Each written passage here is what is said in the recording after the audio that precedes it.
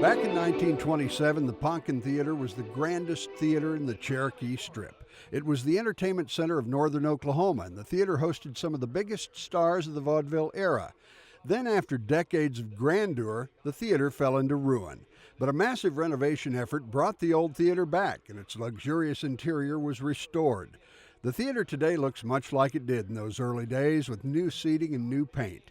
It also is the home to the world's largest collection of original lobby art, hand-painted posters on wood from the 1930s and 40s that advertised the current films in glorious colors. Now the theater again is an entertainment center. It hosts live shows, concerts, and community events. But does it host something else?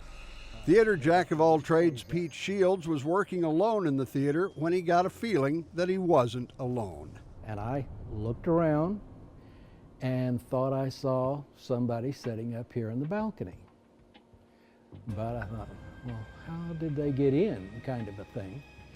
And I even changed angles to make sure I was actually seeing something, because up here I didn't have a lot of house lights on. Sure enough, there was somebody sitting there. And I asked him, hello, how are you? Why are you here? And got no answer. And after a while, I just went on with my work, because I thought, man, there's something wrong with you.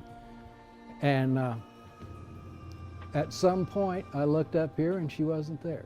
Was someone really in the balcony? Are the dark recesses of the theater home to a ghostly presence?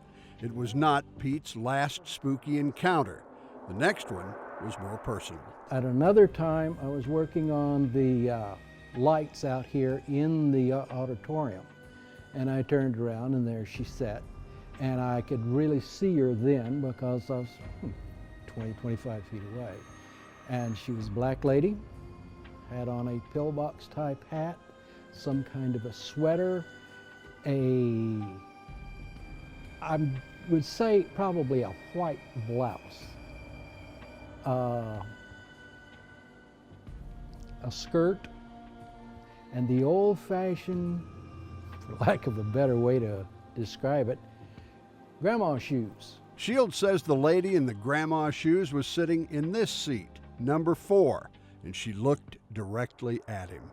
She's looking for a job, that is, and she's dressed for it, too. Indeed, old-timers told a tale of a woman who actually died in the balcony during a film decades ago. Her body was discovered when the lights came on. But is it just possible she never really left the Poncan Theatre at all?